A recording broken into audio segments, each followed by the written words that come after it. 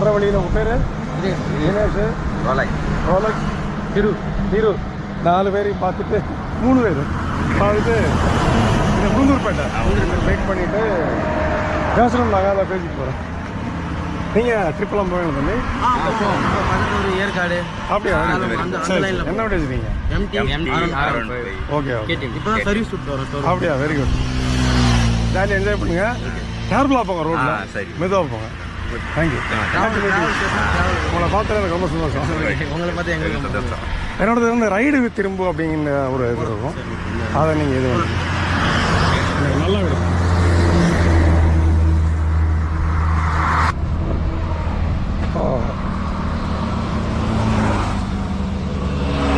நீங்கள் தெரியுதா?